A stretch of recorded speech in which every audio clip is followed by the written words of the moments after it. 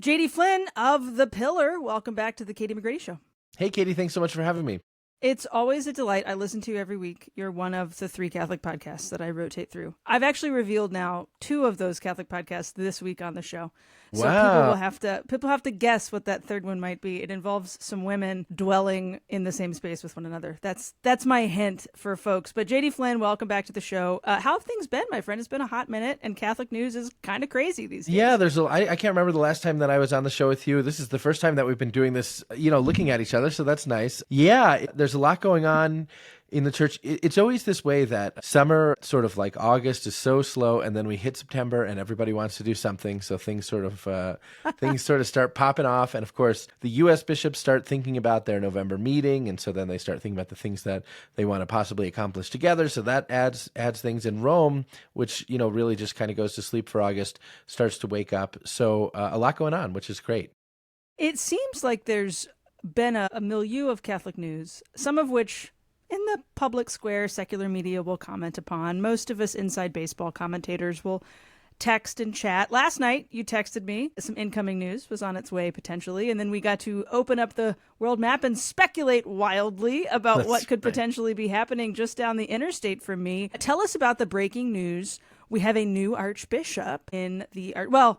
No, let's clarify it. We have a coadjutor bishop in the Archdiocese of New Orleans. Yeah, a coadjutor bishop for the Big Easy. So a coadjutor bishop is someone who is appointed with the right of succession of the current bishop. So what it basically means is we have Archbishop Amond there in New Orleans, and he's 75 years old already, so he's already submitted his resignation to the Pope. But what the Holy See has decided to do, and there might be a couple of interesting reasons for that, but what the Holy See has decided to do is to allow Archbishop Amond to stay in ministry for a little while longer, but just as soon as he's done, the moment his retirement is official, now Archbishop-elect Cecchio will take the reins. So there's none of the usual kind of like waiting at the end for a new bishop with a kind of intermediary period where nobody sort of knows who's in charge. It'll be Amond. Amond will walk out of work one day. The next morning we'll walk in Cecchio, and that'll be the deal. Is there an installation mass pre or post retirement of Amond? Yeah, so usually the way it works is that there will be some massive welcome for the new archbishop there in New Orleans at the cathedral, which is a beautiful cathedral, Katie. I don't know if I'm sure you've been many more times than me, but a beautiful cathedral. So there will be some kind of massive welcome, and then subsequent to the retirement of Amond, there will be something like an installation mass. Although, to be clear, it's not. It is not the official installation because, again, the coadjutor bishop takes the office just as soon as the retirement of the other is accepted. So it's more of a recognition that this is happening than the sort of the thing itself. Does this happen very often? I mean, and weirdly enough, historically, we should note Archbishop Amond was a coadjutor bishop in Austin in That's 2000. Right. So he kind of knows what this looks like on a smaller scale diocese. And but does it happen all that often?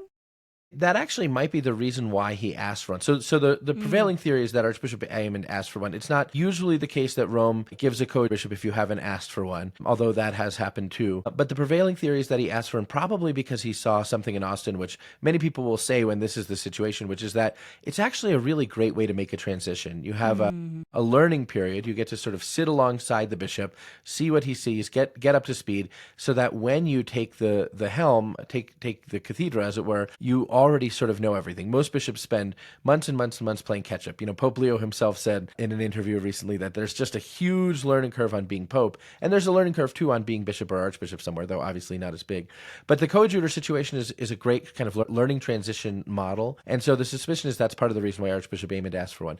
It doesn't happen all that often in the U.S. for archdioceses, for metropolitan archbishops. The last one that I can remember, and someone on your show might remember better than me, but the last one I can remember is that Archbishop Bernie Hebda was, for a while, the coadjutor archbishop of Newark, New Jersey. And then he was kind of called away to deal with the problems in the Archdiocese of St. Paul and Minneapolis. And so he never actually got to succeed in the place where he had the right of succession.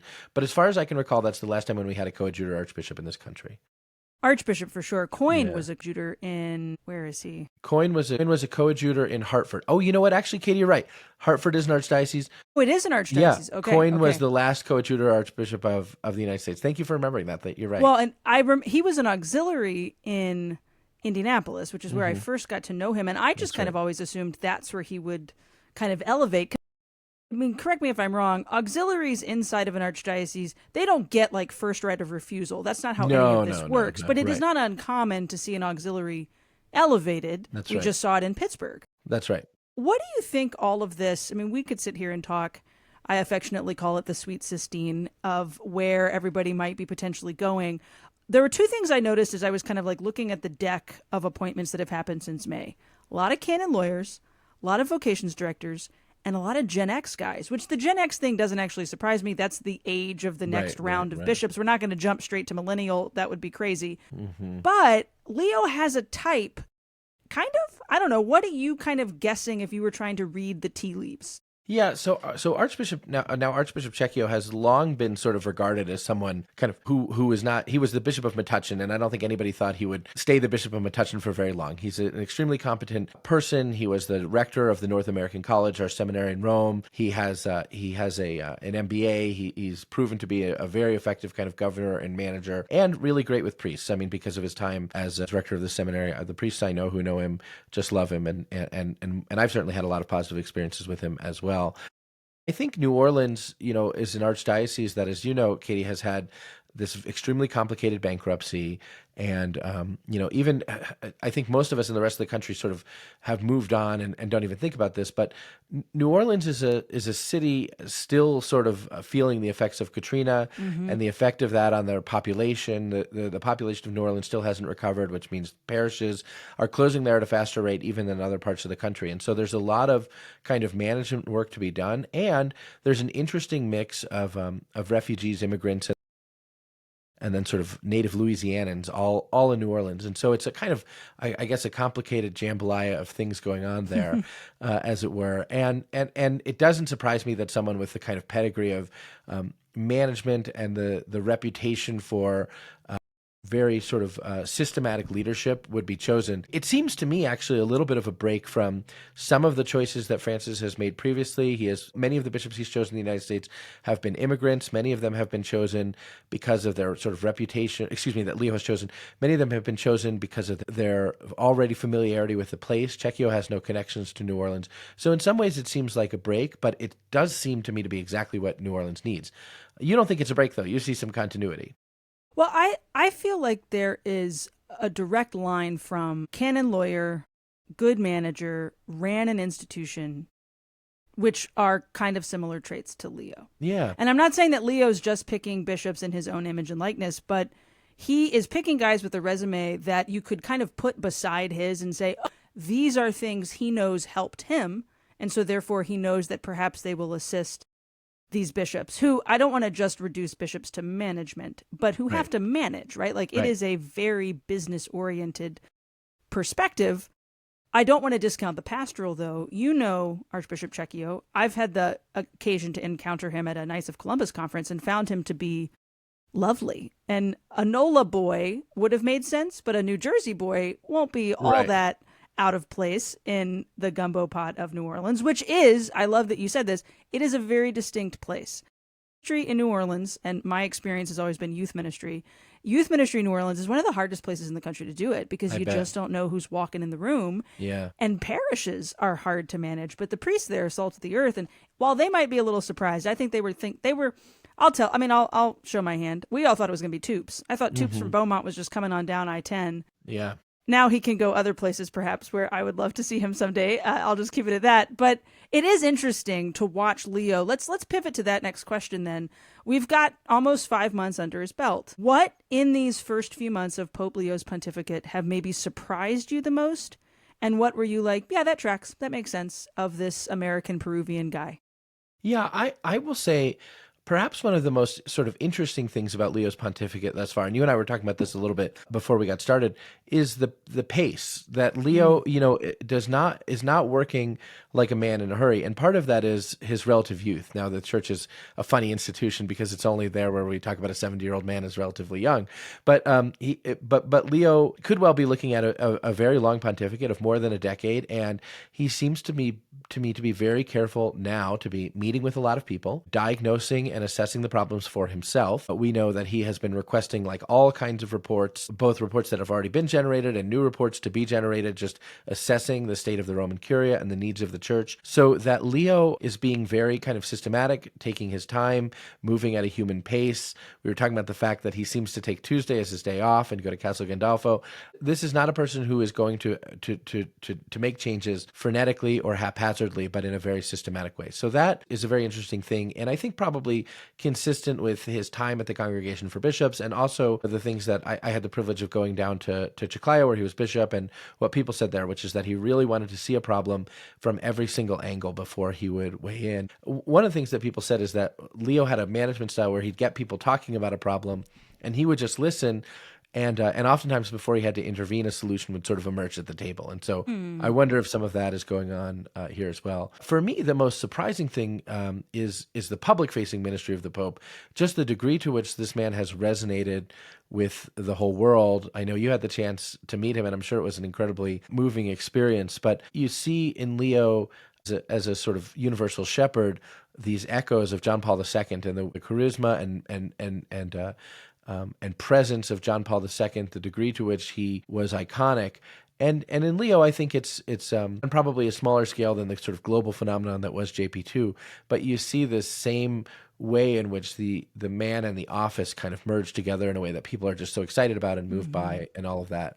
Now, I wonder, Pope Leo says his primary motivation, he said this in the interviews that he's given, his primary motivation is to sort of downplay, diminish, and bring to a halt some of the polarization in the church. Eventually, that's going to require hard decisions, and eventually that's going to make people unhappy, So the Pope is still in something of a honeymoon, but it's been a really nice honeymoon, I think, for most of us to enjoy. Yeah. It's been a nice time to be Catholic. Yeah. On my bus ride to the plane to leave Rome, because that's the thing they do at Fiumicino. You get on a shuttle bus and then have to lug your suitcase up a staircase. I was standing next to a lovely older lady who had just wrapped up a vacation with her grandchild. Like, they came to Rome. And so, I don't know, you're taking a vacation to Rome. My assumption is you're Catholic. That's perhaps a very limited view of the world, but that's my assumption. And so I asked her, what churches did you get to go to? And she was like, I'm not Catholic. And I'm kind of stunned into science, like, okay. And she said, I don't really like your church, but I like your Pope. And I've kind of been using that as an anchor. I don't really like your church, but I like your Pope. I'm sure Leo would have quite a few things to say in response to that. Yeah.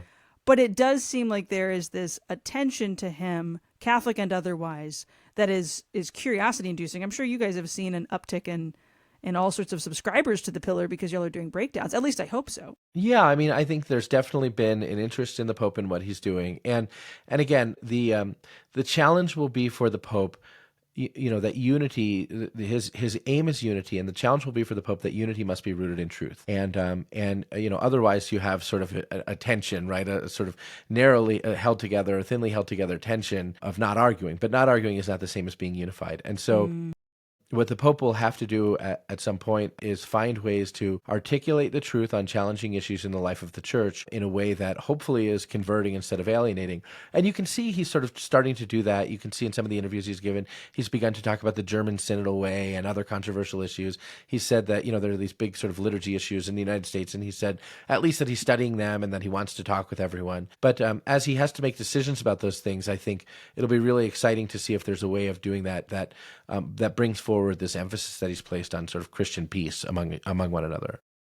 So speaking of unity, there's a little inside baseball Catholic story that's becoming outside baseball, that's getting some notice. I've had some questions from secular news about the next thing I want to ask you about. And I want you to set the stage of what is happening right now with a senator from Illinois and an award being given by Cardinal Cupich that, for the first time, at least in my recent memory, like, U.S. bishops are kind of calling each other out in a very public way that dads are fighting. And I don't know how I feel about it.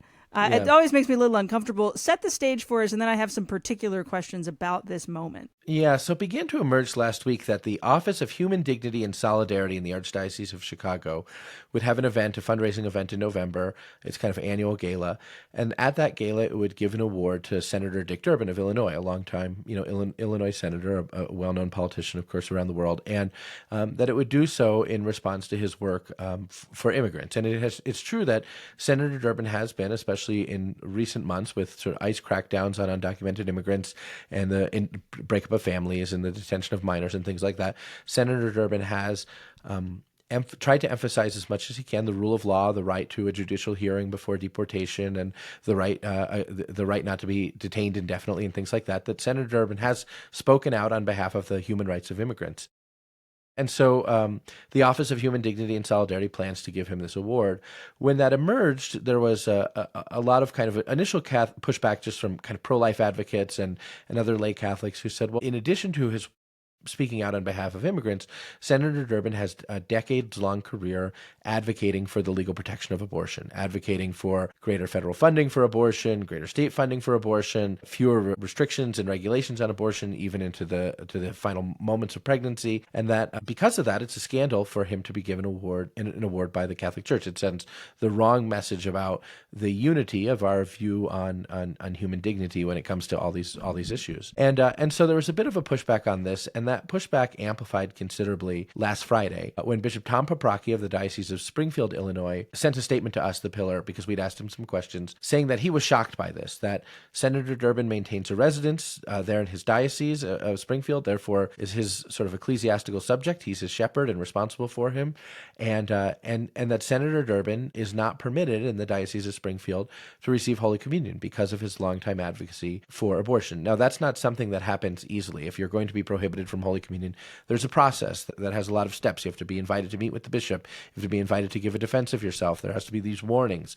And so it was a process that took quite a while to prohibit him from Holy Communion, but it did happen in 2004. Since then, he has been prohibited from receiving the Eucharist. And so Bishop Paprocki said, how can it be that one diocese would give an award to someone for their Catholic witness and the integrity of their Catholic life when another diocese is trying very, very hard to call them to conversion, to say, hey, listen, your situation is serious and you'll be judged by God someday, and we want you to come back into the full communion of the church with regard to this activity, this political activity. And Bishop Paprocki, who himself is a canon lawyer and was a priest and auxiliary bishop of Chicago, pointed out that the policy manual of the Archdiocese of Chicago actually prohibits giving an award to someone who engages in political activity contrary to the teaching of the church. So he didn't just say, I'm bothered by this, as Senator Durbin's bishop. He said, you guys have rules, and I suspect that Bishop Paprocki actually wrote those rules when he worked there, but he said, you guys have rules, you've written those rules down, and you're violating those rules. And not only that, the USCCB, the Conglomeration of American Bishops, we have rules that say we don't give honors to people who act outside the teachings of the church, and so you're violating our unity by doing that.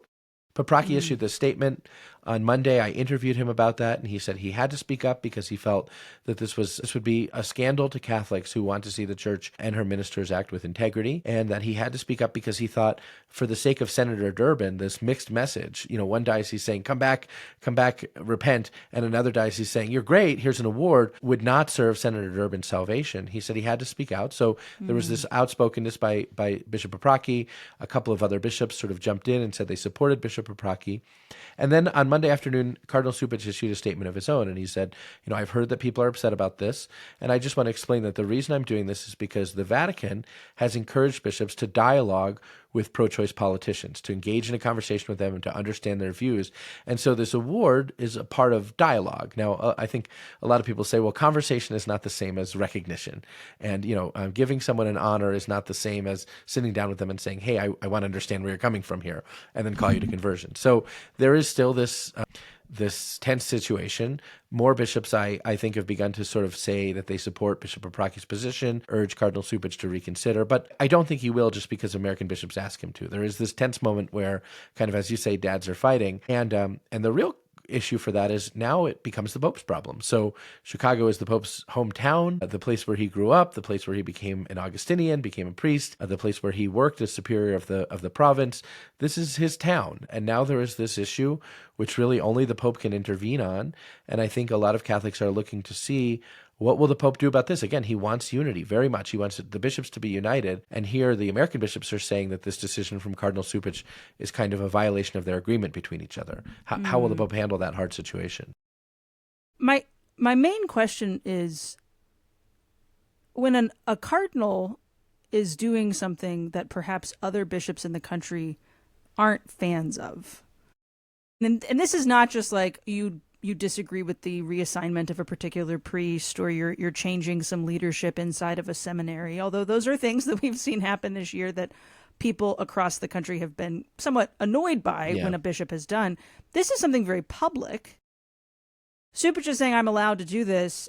the Pope is the only one who would be able to say, no, no, please don't. But would that ever be, you had a very good explanation of how like even he would be fraternally corrected. It wouldn't be like on high, an announcement at a Wednesday audience, Cardinal Cupich, stop. It would probably be something a little more subtle. Yeah, I don't think the Pope is going to write a public letter to Cardinal Cupich that says, you were wrong, knock it off, right? For better or for worse. It's just doesn't tend to be the way we do things. I think there are people who would say that would be helpful and it would be clarifying, but I don't think it's going to happen. Instead, I think we can look for sort of echoes of Pope Leo's possible intervention. You know, if Durbin withdraws from the award, you know, kind of close to the thing, or if Durbin is ill and they don't give the award to him then and they sort of never give it to him and it trails off, I think we can pretty well guess that Pope Leo will have been involved, but the Pope is a guy who likes to do things behind the scenes. So there was a controversy among the bishops of France over the course of the summer where one French bishop appointed as his diocesan chancellor a priest with a very bad record on child sexual abuse, a priest who many people think should have been laicized but wasn't laicized and was instead given this big promotion. And it was a similar situation because the French bishop started speaking out and saying, this was a terrible idea and we can't believe our brother has done this and this harms the witness of the church. And, you know, the bishop at first sort of stood strong and said, no, I'm going to do this and I think it's important. And then all of a sudden, sort of seemingly out of nowhere, he backed down and withdrew the man from his position. And the presumption, I think, of a lot of people, and there's probably good reason to presume this, is that Pope Leo probably picked up the phone. You know, when I was talking with his priests in Chiclayo, they said, that they heard from their bishop, they call Monsignor Robert, they heard from Monsignor Robert more than just about anybody, that he was always calling about this, that, or the other thing, but that when it was something difficult or uncomfortable, he didn't feel the need to sort of single anyone out. He would give some encouragement to change your mind or to change the way you're doing something. And then he would tell people, we don't need to tell anyone we've talked about this. You don't need to tell anybody you've talked about this. Wow. In other words, he would give the person the chance to kind of save face on their own. And I suspect that will be the way that the Pope deals with bishops too. You know, I think every Pope has their own style, but most bishops are used to only seeing the Pope in very formal settings and when they have their big trips to Rome with their brother bishops or at an audience or something like that. But I don't think Leo will be just a formal settings guy. I think he's going to do his best to get the cell phone numbers of all 2,764 bishops in the world so that he can call them up and say, what's going on here? And how can we talk through this? I mean, we know he's still WhatsApping people. That's right. He still has a cell phone in that very large cassock pocket that all the fangirl accounts of Bob have. Have you seen these? Have you seen? Is my algorithm different than yours? Your algorithm is almost certainly different than mine. There's like a dozen fan accounts of Cardinal Tagle, of Robert Prevost, Pope Leo, of the Monsignor Sapienza. There's a fan account of him, like where people just are posting like heart eye photos of all of these men in the church whose names you know, but like you don't necessarily like deep dives. And so one of the most recent reels was literally a compilation. I'll have to find it and send you the link. A compilation of Pope Leo reaching into his pocket because people were shocked that the cassock had a pocket. This is what I'm saying when I say Leo fever, but I love that insight that you just offered. He will be a direct, but subtle. Yeah, discreet. Yeah, I think there's a lot of fantastic insight to there. Well, JD Flynn, we're always so grateful for your insights here on the show. You do this every week with your counterpart, Ed Condon, and some other fantastic folks at Pillar Catholic. Where can people subscribe, which they should absolutely do, on Substack to support y'all's great journalistic efforts and listen? Again, one of the 3 Catholic podcasts I listen to is yours. Well, please check us out thanks for saying nice things, and please check us out at pillarcatholic.com, and you can hear our podcast, The Pillar Podcast, wherever you get your podcast. But Katie, I want to suggest one more for you, which is Sunday School, our weekly readings podcast. Now, I know you do your own weekly readings podcast. Yeah, that's so maybe kids. That would be a lot. I listen to Sunday School. It's not. I wouldn't say it's one of my. It's in my rotation. I have them backlogged a lot. Yeah. Okay, so check out the Pillar Podcast and then Sunday School, our weekly readings podcast, wherever you get your podcasts, and then pillarcatholic.com. Thanks so much, Katie, for having me on. I really appreciate it. Absolutely. Thank you, JD. Follow Pillar Catholic now. Great.